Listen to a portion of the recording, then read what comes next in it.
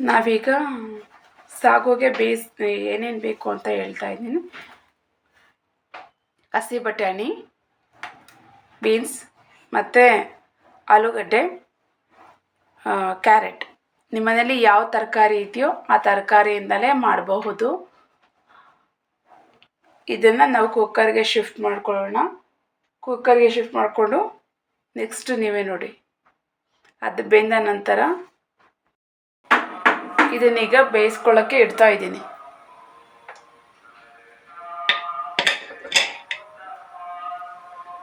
ಈಗ ನಾವು ಮಿಕ್ಸಿಗೆ ರೆಡಿ ಮಾಡ್ಕೊಬಿಡೋಣ. ಇದು ಒಂದು ವಿಸಿಲ್ಲು ಎರಡು ವಿಸಿಲ್ ಆಗಿದ ತಕ್ಷಣ ಇದು ಇಳಿಸ್ಕೊಬಿಡೋಣ. ಯಾಕಂದರೆ ನಾವು ಸಣ್ಣ ಸಣ್ಣಗೆ ಚಾಪ್ ಮಾಡ್ಕೊಂಡಿರೋದಲ್ವ. ಎರಡು ವಿಸಿಲ್ ಆಗಿದ ತಕ್ಷಣ ಇದು ಇಳಿಸ್ಕೊಂಬಿಡೋಣ.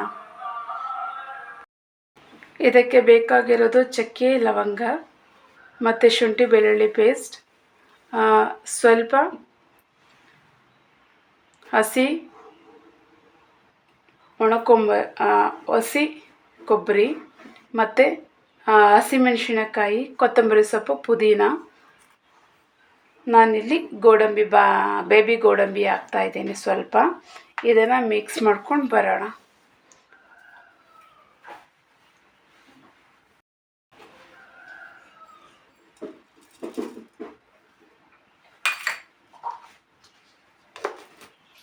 ಬನ್ನಿ ಗಾಯ್ಸ್, ಮಿಕ್ಸ್ ಮಾಡ್ಕೊಂಬರೋಣ.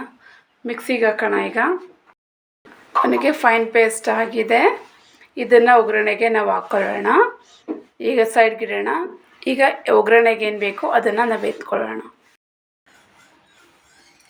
ಒಗ್ಗರಣೆಗೆ ಬೇಕಾಗಿರುವಂಥದ್ದು ಪಲಾವ್ ಎಲೆ ಮತ್ತು ಜೀರಿಗೆ, ಓಂಕಾಳು ಅಂತೀವಲ್ಲ ಆ ಜೀರಿಗೆ, ಮತ್ತು ಆನಿಯನ್ ಒಂದೇ ಆನಿಯನ್, ಒಂದೇ ಟೊಮೆಟೊ.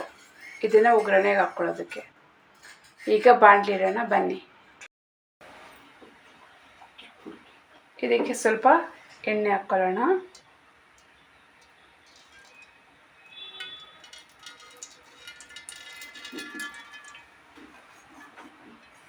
ಒಗ್ಗರಣೆಗೆ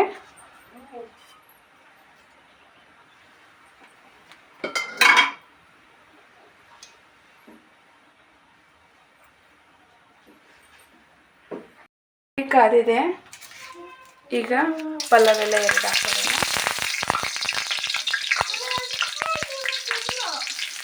ಜೀರಿಗೆ, ಆನಿಯನ್ ಹಾಕೊಳ್ಳೋಣ. ಹಾಗೆ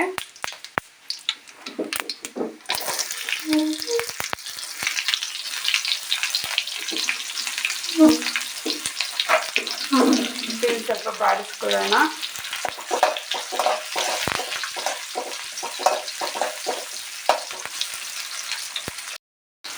ಈಗ ಆನಿಯನ್ ಸ್ವಲ್ಪ ಮರೂನ್ ಬಂದಿದೆ, ಹಾಗಾಗಿ ನಾನು ಟೊಮೆಟೊ ಸ್ವಲ್ಪ ಹಾಕ್ಕೊಳ್ತಾ ಇದ್ದೀನಿ. ಒಂದೇ ಟೊಮೆಟೊ.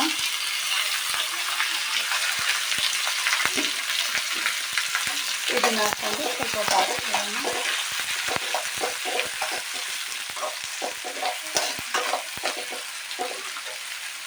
ಅದು ಬಾಡಿದ ನಂತರ ತರಕಾರಿ, ಟೊಮೆಟೊನ ಬಾಡಿದೆ. ಈಗ ನಾನು ಪೇಸ್ಟ್ ಮಾಡ್ಕೊಂಡಿರೋದು ಮಿಕ್ಸಿಲಿ ಗ್ರೈಂಡ್ ಮಾಡ್ಕೊಂಡಿದ್ನೆಲ್ಲ ಆ ಪೇಸ್ಟನ್ನ ಹಾಕ್ತಾಯಿದ್ದೀನಿ.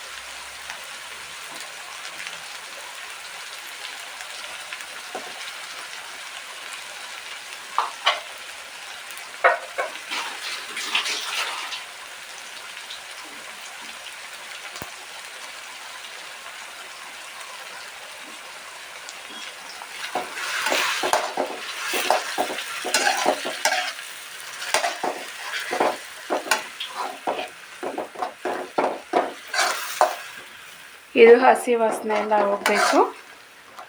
ಸ್ವಲ್ಪ ಹಸಿ ವಾಸನೆ ಹೋಗಿ ಸ್ಮೆಲ್ ಬರಬೇಕು. ಮತ್ತು ಒಗ್ಗರಣೆಗೆ ನಾವು ಸ್ವಲ್ಪ ಎಣ್ಣೆ ಹಾಕಿದ್ವಲ್ಲ, ಎಣ್ಣೆ ಮೇಲೆ ಸ್ವಲ್ಪ ಬರಬೇಕು. ಆಗ ಇದು ಫ್ರೈ ಆಗಿದೆ ಅಂತ ಅರ್ಥ. ಆಗ ನಾವು ತರಕಾರಿ ಸ್ವಲ್ಪ ನಾನು 1 ವಿಸಿಲ್ ಬೇಯಿಸ್ಕೊಂಡಿದ್ದೆ, ತರಕಾರಿಗಳನ್ನ ಹಾಕ್ಕೊಳ್ತೀನಿ.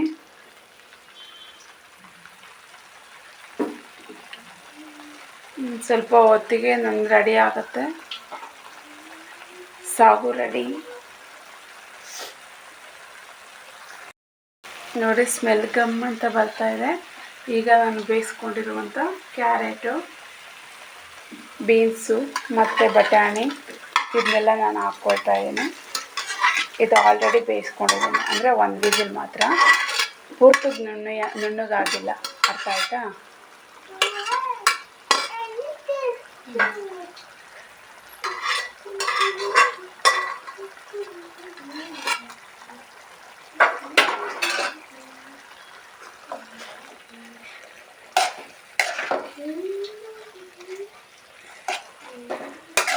ಇದನ್ನು ಸ್ವಲ್ಪ ಹೀಗೆ ಫ್ರೈ ಮಾಡ್ಕೊಳ್ಳೋಣ. ಹೀಗೆ ಫ್ರೈ ಮಾಡಿಕೊಂಡು ಆಲ್ರೆಡಿ ಸ್ಮೆಲ್ ಗಮ್ ಅನ್ನೋದು ಸ್ಟಾರ್ಟ್ ಆಗಿದೆ. ಇದಕ್ಕೆ ನಮಗೆ ಎಷ್ಟು ಕ್ವಾಂಟಿಟಿ ಬೇಕೋ ಅಷ್ಟು ನೀರು ಹಾಕ್ಕೊಳ್ಳೋಣ. ನೀರು ಅಂತಂದರೆ ನಾವು ಬೇಯಿಸಿಟ್ಕೊಂಡಿರ್ತೀವಲ್ಲ ಅದೇ ನೀರನ್ನೇ ಹಾಕ್ಕೋಬೇಕು. ಇದಕ್ಕೆ 1 ಚಿಟಿಕೆ ನಾನು ಅರಿಶಿನ ಹಾಕ್ಕೊಳ್ತಾ ಇದ್ದೀನಿ. ಅದಕ್ಕಿಂತ ಮುಂಚೆ ನೋಡಿ 1 ಚಿಟಿಕೆ.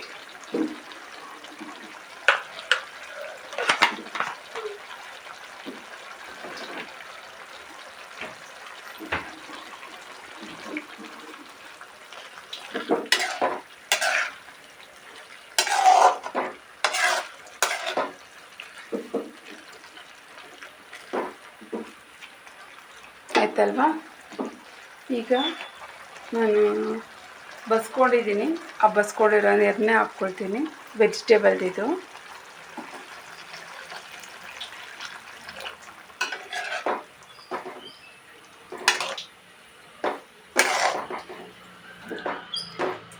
ಗಟ್ಟಿಯಾಗ್ಬಿಡುತ್ತೆ. ಇನ್ನು ಸ್ವಲ್ಪ ನೀರು ಹಾಕ್ಕೊಳ್ಳೋಣ, ಕ್ವಾಂಟಿಟಿ ಚೆನ್ನಾಗಿ ಬರುತ್ತಾಗ. ಇದು ಕುದ್ಮೇಲೆ ನೀವೇ ಹೇಳ್ತೀರ ಟೇಸ್ಟು.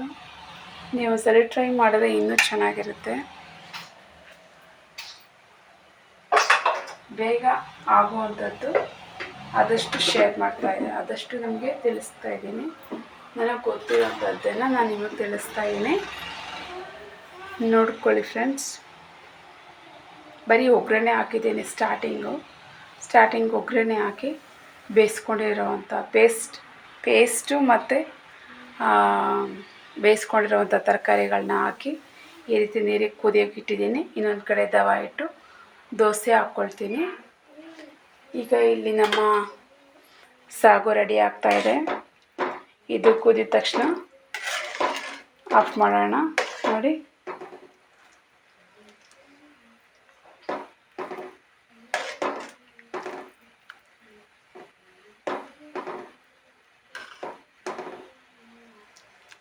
ಚೆನ್ನಾಗಿದೆ, ಫ್ಲೇವರ್ ತುಂಬ ಚೆನ್ನಾಗಿ ಕಾಣಿಸ್ತೆ.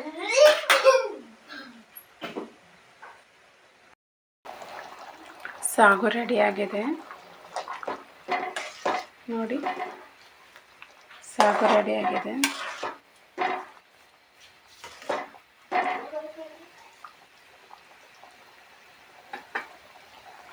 ನಾನೀಗ ಸ್ಟವ್ ಆಫ್ ಮಾಡ್ಕೊಳ್ತಿದ್ದೀನಿ.